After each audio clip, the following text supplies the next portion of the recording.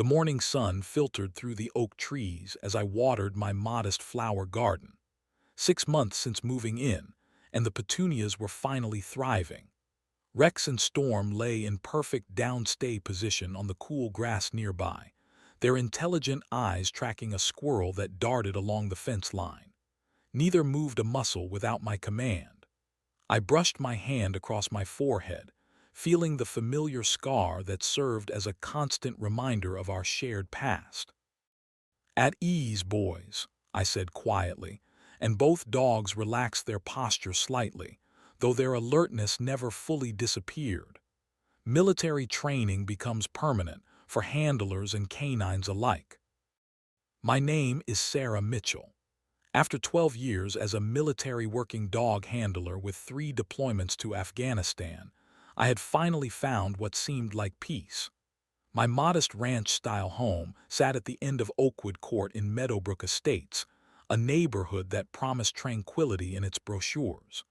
The houses around me were considerably larger, with perfectly manicured lawns and luxury vehicles in circular driveways. My simple home with its practical yard stood out, but I kept it immaculate in my own way. Storm's ears perked up before I heard footsteps approaching. Mrs. Jenkins from 2 doors down walked toward us with a plate covered in foil. "Good morning, Sarah. I made lemon bars and thought you might enjoy some," she said, keeping a respectful distance from the dogs. Her eyes crinkled kindly at the corners. "Thank you, Mrs. Jenkins. That is very thoughtful." I accepted the plate with genuine appreciation. "You do not need to worry about Rex and Storm. They are completely safe unless given specific commands." She nodded, though I noticed she kept her gaze on the dogs. "They are magnificent animals. My grandson would love to meet them sometime." "Of course. They are excellent with children when properly introduced." Mrs. Jenkins smiled, then lowered her voice. "I should warn you, the HOA meeting is tomorrow evening. You might want to attend. Corinne Westfield is the president, and she can be particular about neighborhood standards." I nodded, noticing the HOA announcement board near the community mailboxes. "I appreciate the heads up. I will look through the guidelines again." After Mrs. Jenkins left, I retrieved my mail. Among the bills was my first official HOA newsletter. I scanned through the dense pages of regulations, fence height restrictions, approved paint colors, landscaping requirements, pet policies. The knot in my stomach tightened with each rule. The military had strict protocols, but this seemed excessive for civilian life.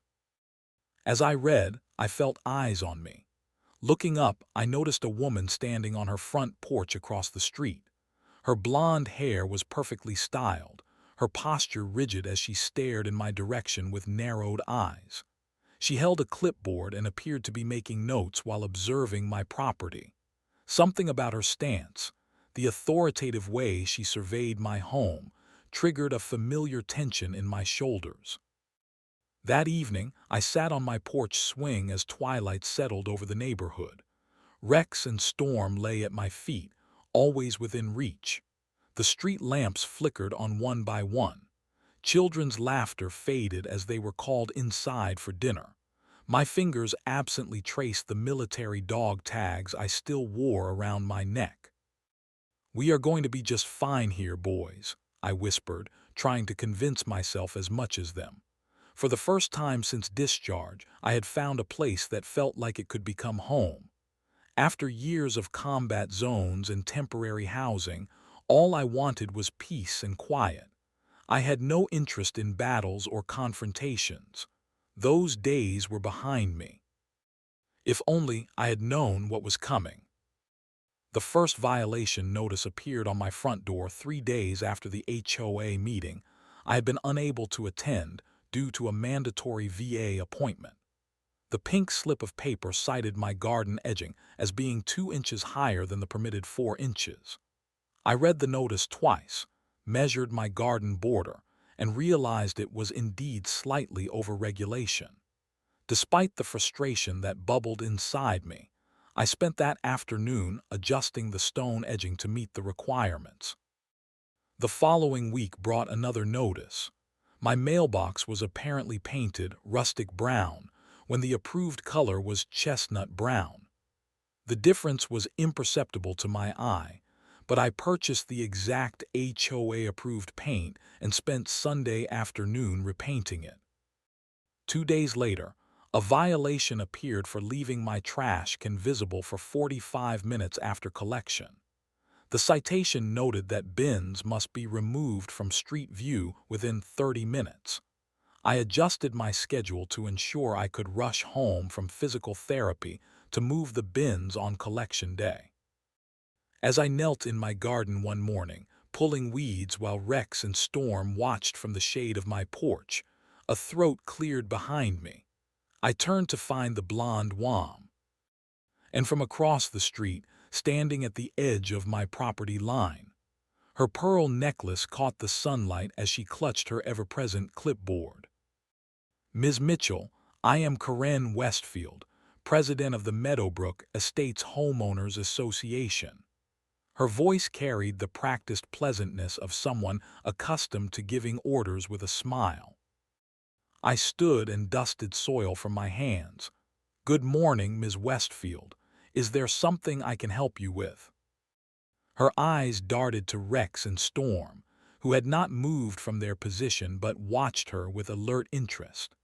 A flicker of unease crossed her face before she composed herself. "I wanted to personally welcome you to our community. I see you have been making adjustments per our notices." Her smile did not reach her eyes as she scanned my property. "We take great pride in maintaining Meadowbrook standards." "I understand. I have been trying to comply with all regulations." Karen stepped forward, her gaze now fixed on my front porch. "Your American flag display is 4 inches too far to the left according to Section 5, Paragraph 3 of our bylaws. And those," she pointed to my flower pots, "terracotta is not on our approved materials list for front-facing containers." I felt my jaw tighten but maintained a neutral expression. "I will address those issues." "Also, are those animals registered with the HOA Pet Committee?" I was not aware there was a pet committee. The documentation I received upon move-in only mentioned registration with the city, which they are. Karen's eyebrows rose slightly. "Well, there most certainly is a pet committee. Animals over 50 pounds require special approval, especially breeds with aggressive tendencies."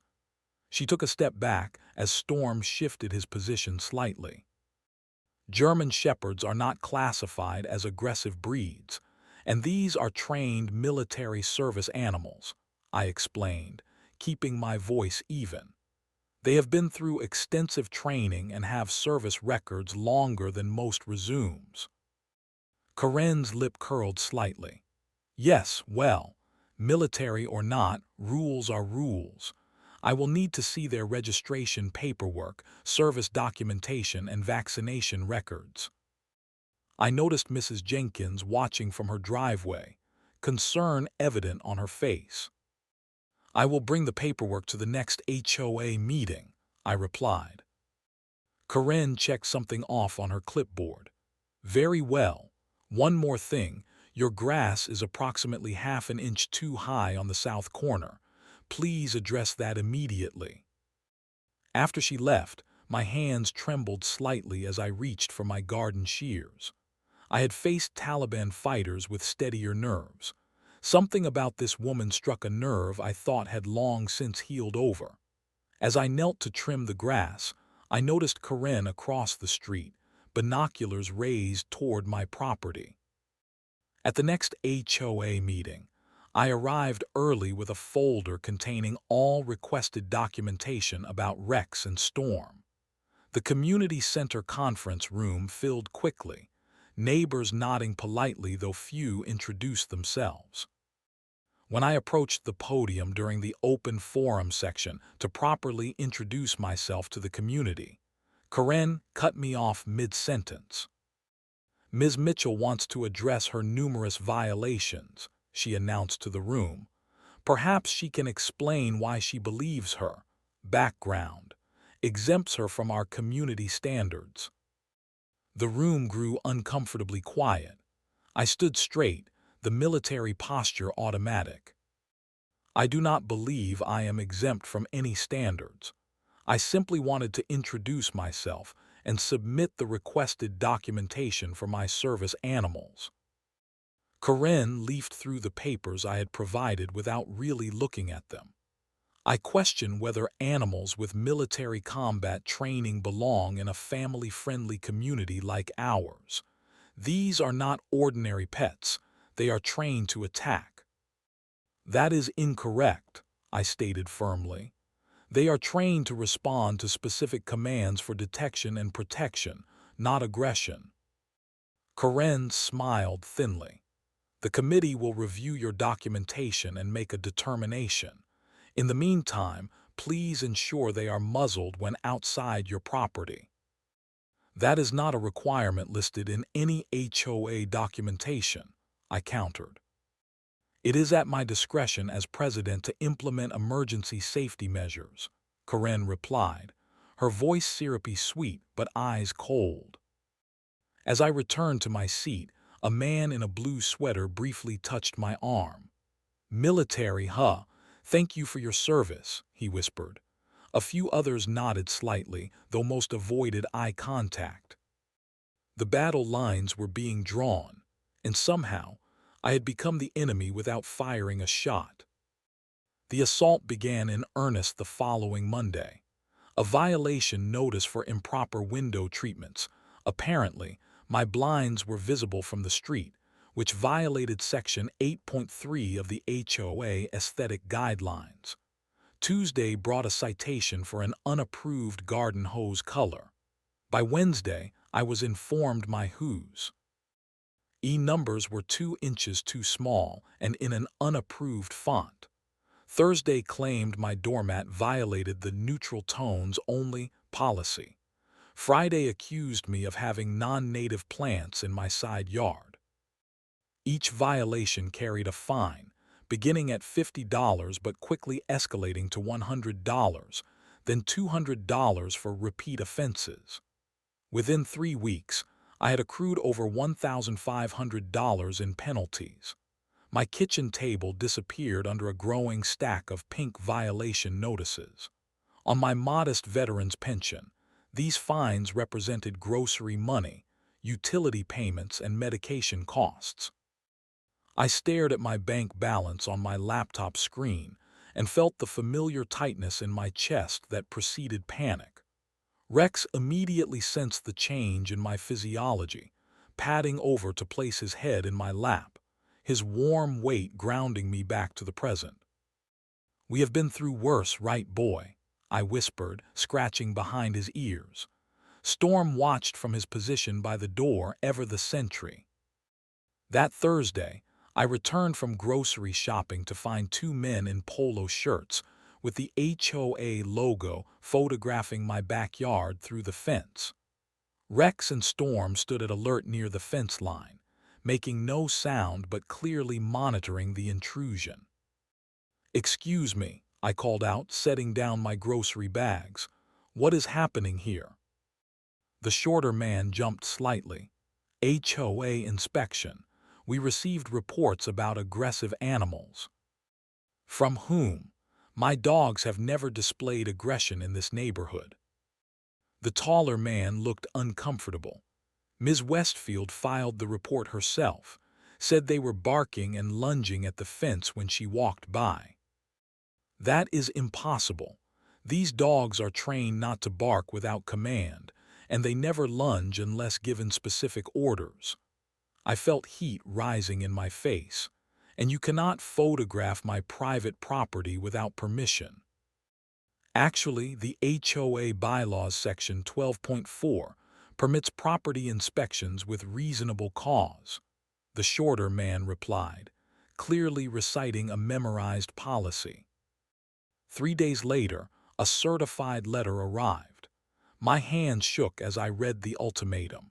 Remove dangerous animals within 30 days or face eviction proceedings and property lien.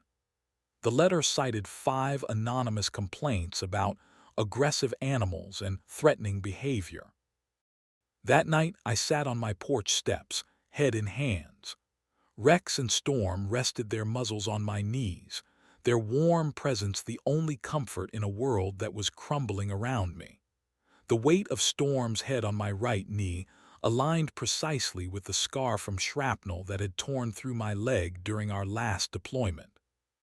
The memory flooded back unbidden. Dust and chaos, the explosion throwing me against a wall my radio destroyed. Rex and Storm, though injured themselves, dragging me to safety by my tactical vest, staying beside me until the medevac arrived.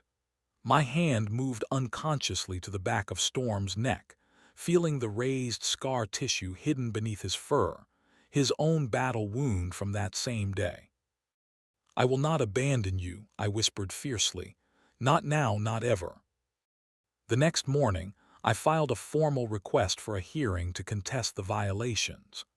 Karen scheduled it for the following Tuesday at 2 p.m., precisely when my non-negotiable VA appointment was scheduled, a fact she would have known from my initial introduction at the HOA meeting. When I requested a different time, I was informed that the schedule was regrettably fixed. The confrontation happened 3 days later.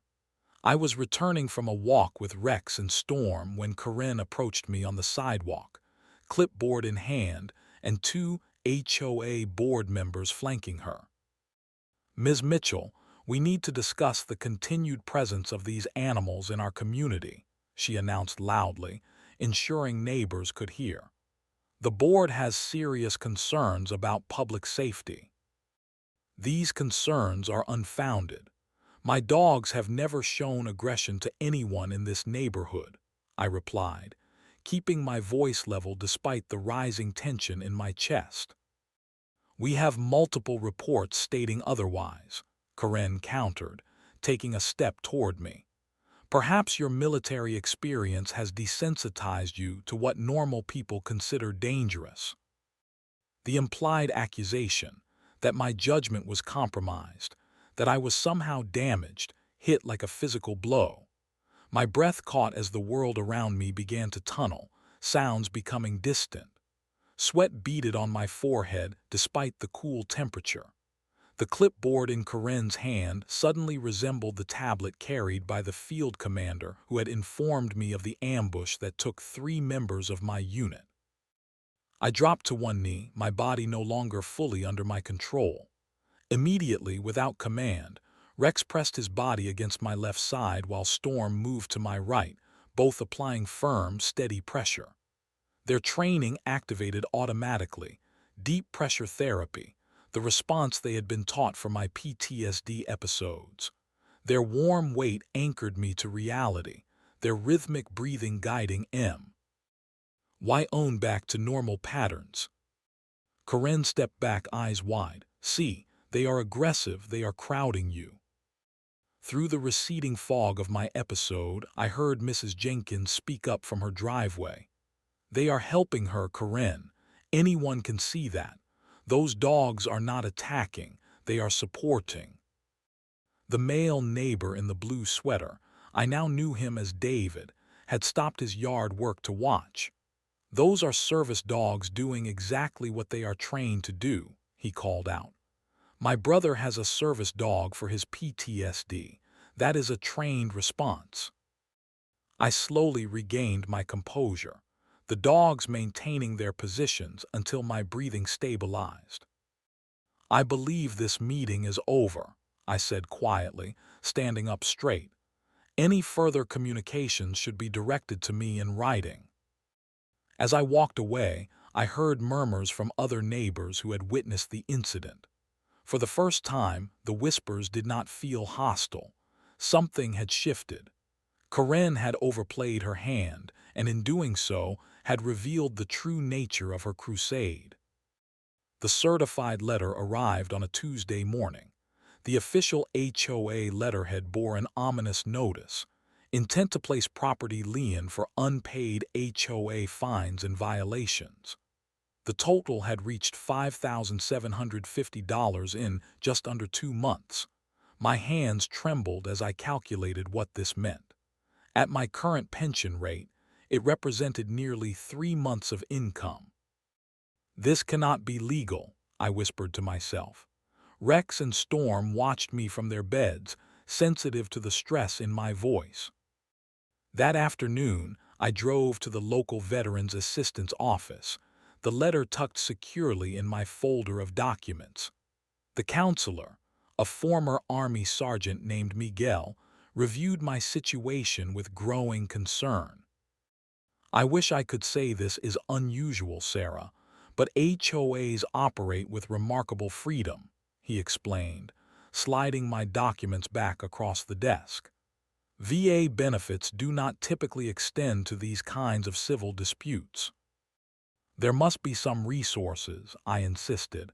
"They are targeting me specifically. This feels like discrimination." Miguel sighed heavily.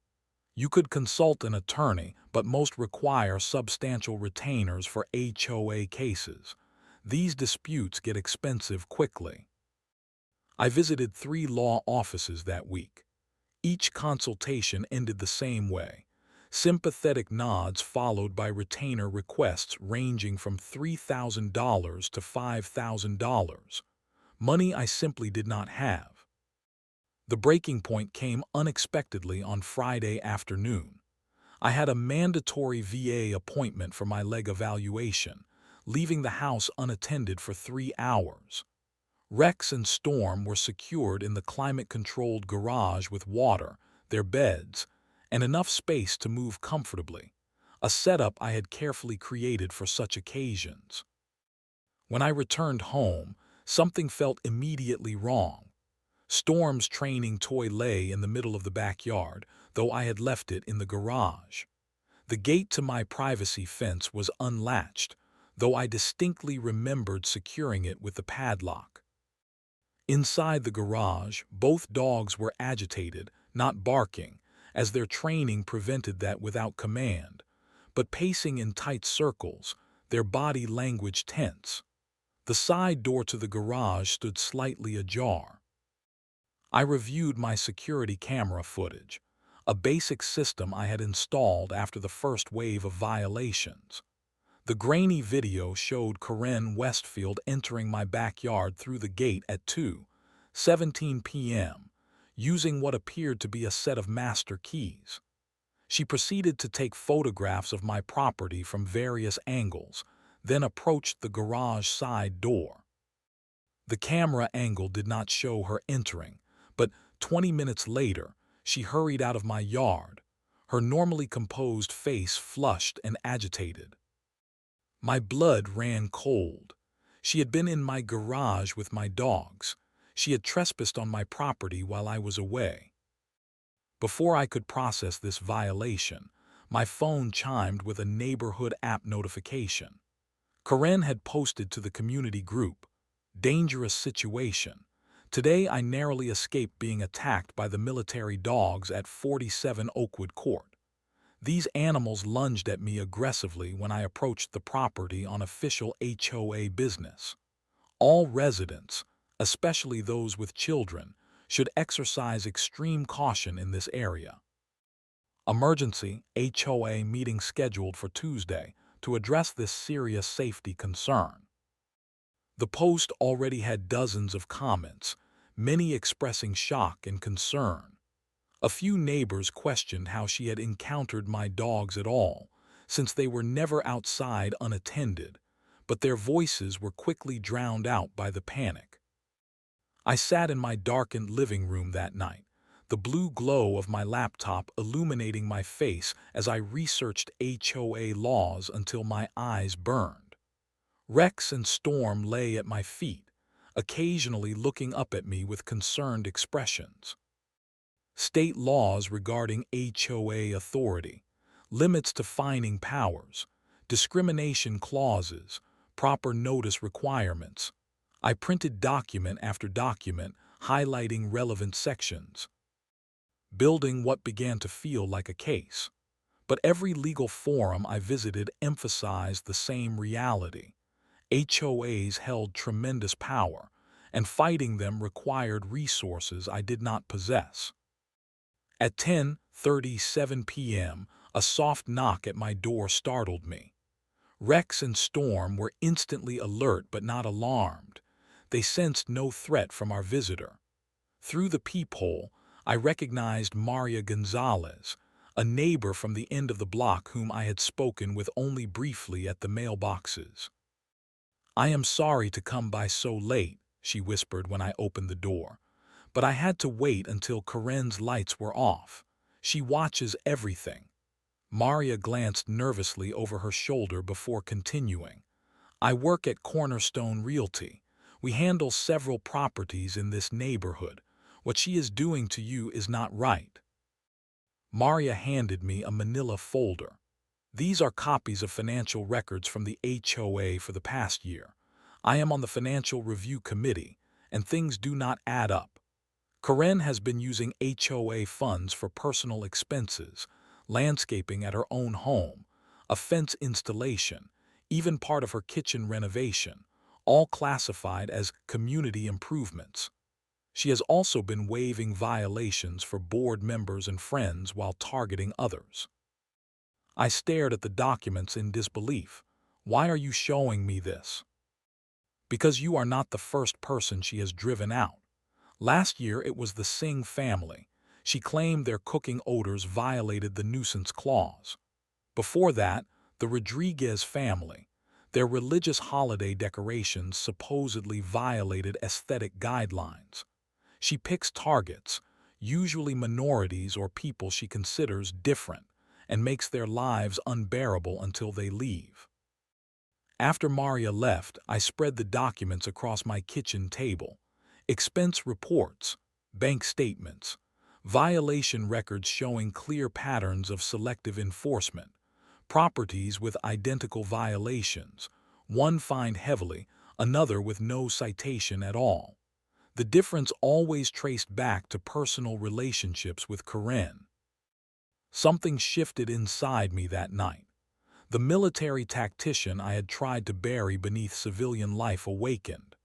In the service, I had led K9 units through high-risk operations, developed extraction strategies, coordinated multi-team tactical responses. I had been respected, effective, successful. "They have no idea who they are dealing with," I whispered to Rex and Storm, who sat at attention, sensing the change in my demeanor. They recognized this version of me, the commander, not the victim. Their posture straightened, eyes alert and focused, waiting for instructions. That night, for the first time in months, I slept soundly. The next morning, I rose before dawn, made coffee, and opened a blank notebook. At the top of the page, I wrote, "Operation HOA Accountability." Below it, I began to outline my counter-strategy with military precision. The war was on, but this time I would be the one selecting the battlefield. My modest living room transformed into a command center within 48 hours. Military precision guided every decision. The dining table held organized files of HOA bylaws, violation notices, and financial records. The walls featured satellite maps of the neighborhood with properties marked in color-coded pushpins. Red for homes with violations identical to mine, but no citations. Blue for board member properties. Yellow for previous HOA targets identified through property records and social media research. Step 1 was securing the perimeter. I installed motion-activated cameras at each corner of my property, carefully positioned to cover my yard while respecting privacy boundaries of neighboring properties. Each camera fed to a secure cloud server and my phone. No one would enter my property undetected again. Signs appeared at strategic points along my fence line. "Notice: this property is under 24-hour video surveillance. Trespassing will be reported to authorities." I placed them at the exact height permitted by HOA regulations, not 1 inch higher or lower. Next came documenting everything. Each violation notice was photographed, cataloged, and cross-referenced with the actual HOA bylaws. I created a spreadsheet tracking dates, times, and specific claims. Patterns emerged quickly. Violations increased on days I had VA appointments. Citations often referenced bylaws that did not actually exist or misquoted existing ones. Fines escalated without following the legally required warning period. On day 3, I reached out to former colleagues. A text message to Marcus Rodriguez, a JAG attorney I had worked with in Kandahar, received an immediate response. "Send everything you have. I will review it pro bono. This is not right, Sarah." By day 5, I began implementing Phase 2, rehabilitating my dog's public image. Every morning at 10 a.m. and evening at 6 p.m., peak walking hours in the neighborhood, I took Rex and Storm to the community park. There, we performed their training exer. Sisses in full view of neighbors. Sit, stay, heel, complex commands executed with flawless precision. Children gradually approached, asking to pet the army dogs. With parents' permission, I demonstrated how gentle these dangerous animals could be, allowing small hands to stroke their fur while explaining proper ways to approach service animals. Mrs. Jenkins brought her grandson, who delighted in teaching Rex to high-five, a trick I added to their repertoire specifically for these public relations missions.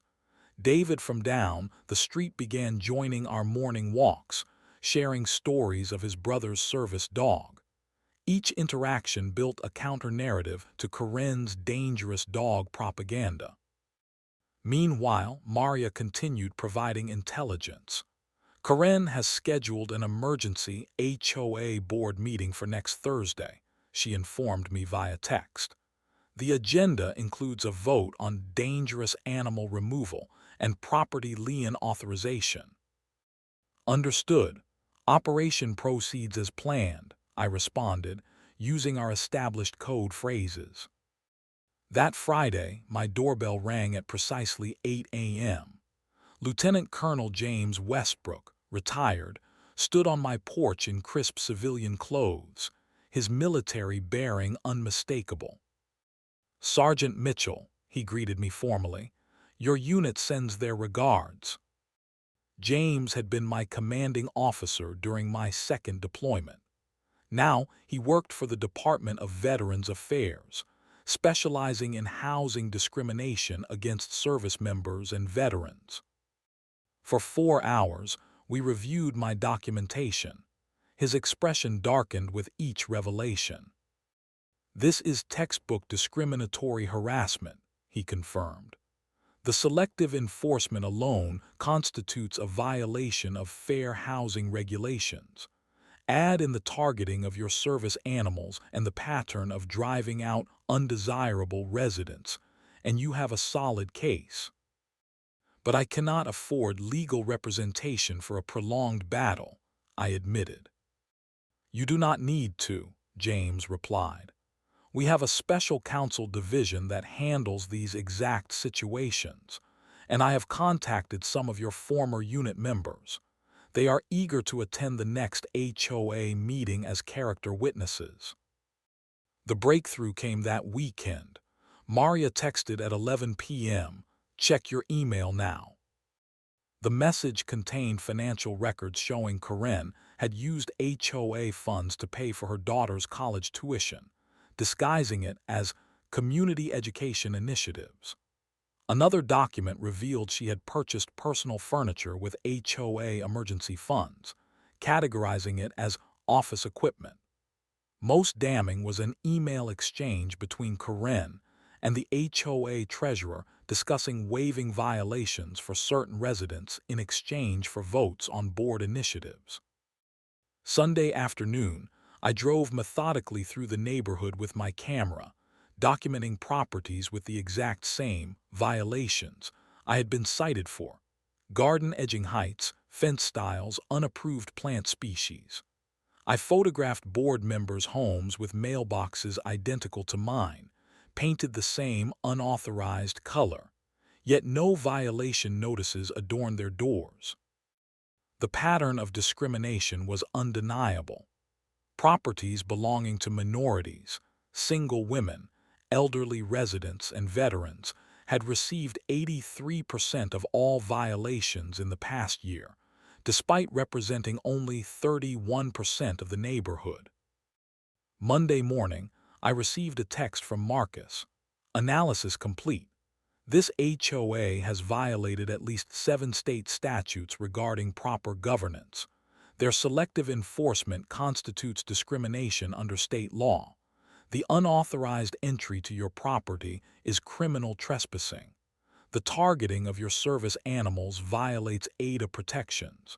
We can file for emergency injunctive relief if needed. On Tuesday, I implemented the final phase of preparation. Rex and Storm underwent a refresher course in their service animal protocols. Their vests were cleaned and their service documentation organized in a labeled folder. I printed enlarged photos of their military service records, medals, and commendations. That evening, I received confirmation that 5 members of my former unit would attend Thursday's HOA meeting as silent supporters. Their presence would speak volumes without saying a word. Wednesday night, I reviewed my presentation one final time. The evidence was organized chronologically, building to the revelations about financial mismanagement and selective enforcement. My laptop was charged, my documentation backed up in 3 separate locations. My service uniform was pressed and ready, not to intimidate, but to remind everyone present of exactly who they were attempting to bully. As I sat at my kitchen table, finalizing my strategy, Rex and Storm rested at my feet, sensing my calm determination. The fear that had plagued me for months had disappeared, replaced by the focused clarity I had relied on during missions. This was simply another operation. Identify the objective, gather intelligence, develop strategy, execute precision. Tomorrow we take back our home, I told them quietly. Their ears perked up at my confident tone, their eyes alert and trusting. We had faced worse odds together and survived. This battle would be no different. The community center parking lot overflowed with vehicles 30 minutes before the emergency HOA meeting was scheduled to begin.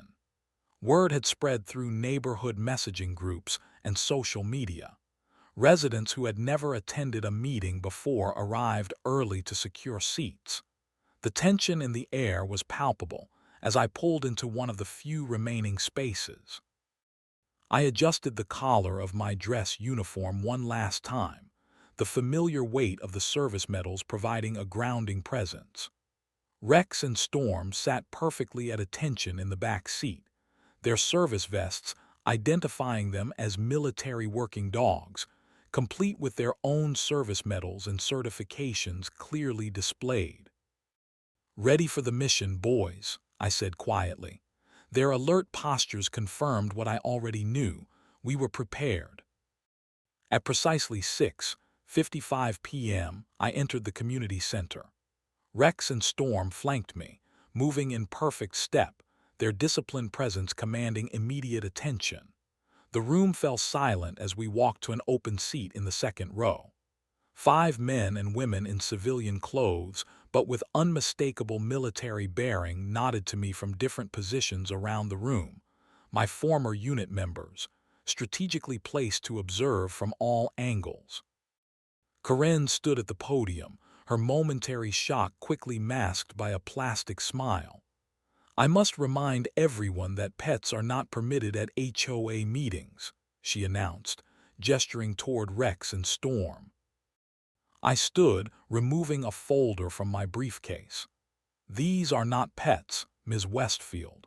They are registered service animals protected under the Americans with Disabilities Act.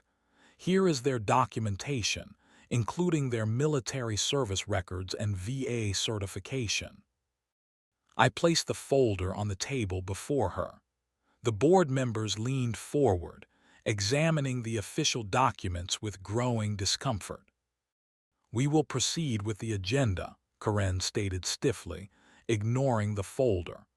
"The first item for discussion is the dangerous animal situation at 47 Oakwood Court." "Point of order," called David from the back row. "The agenda should begin with approval of previous minutes and treasurer's report as required in the bylaws, Article 4, Section 2. Murmurs of agreement spread through the room. Karen's knuckles whitened around her gavel. "Fine, we will follow proper procedure." She nodded to the treasurer, who appeared notably uncomfortable as he rushed through the financial report, avoiding specific details about expenditures. When open forum finally began 40 minutes later, I approached the podium calmly. Rex and Storm remained in perfect downstay position beside my vacant chair, not moving a muscle despite the crowded room. "My name is Sergeant Sarah Mitchell, retired. I have been a resident of Meadowbrook Estates for 6 months. I connected my laptop to the projector as I spoke. During that time, I have received 47 violation notices resulting in fines totaling $5,750. I would like to address these violations and the pattern they represent." The first slide appeared, a side-by-side comparison of my mailbox and Karen's, identical in color, yet only mine had been cited. "This is selective enforcement, which violates HOA Bylaws Article 8, Section 4.3, requiring equal application of all rules." I advanced through similar comparisons: garden edging, fence height, window treatments, all showing properties with identical features but vastly different treatment. The room grew increasingly tense as the evidence mounted. I moved to the financial records, displaying highlighted sections showing Karen's personal expenses charged to HOA accounts. These financial records indicate over $37,000 in HOA funds used for personal expenses in the past year alone, including furniture purchases, tuition payments, and home renovations disguised as community improvements. Gasps and whispers filled the room. Karen's face flushed deep red. "Finally, I would like to address the supposed dangerous animal situation." I played the security footage showing Karen entering my property unauthorized, approaching my garage, and later fleeing while appearing to fake distress. My security cameras recorded Ms. Westfield trespassing on my property during my VA appointment last Friday. She unlawfully entered my garage where my service animals were secured. Their training prevented them from responding aggressively despite the invasion of their space. Ms. Westfield then falsely claimed on community social media that she was attacked, despite no such incident occurring. Karen stood, pointing an accusing finger. "Those dangerous animals do not belong in our community. You have no right to show these fabricated videos." As she lunged toward the projector, Rex and Storm S. shifted to alert position without a sound, their disciplined response making Karen freeze mid-step. They had not moved toward her or made any aggressive gesture. They had simply sat up straight, their training evident in every controlled muscle. "My dogs respond to specific commands only," I stated calmly. "They have never displayed aggression in this neighborhood. Their military service records show they have saved dozens of lives, including mine." Other residents began standing up around the room. Mrs. Jenkins described witnessing Karen photographing my property while I was away. David recounted seeing Karen planting unauthorized plants in another resident's garden before reporting them for violations.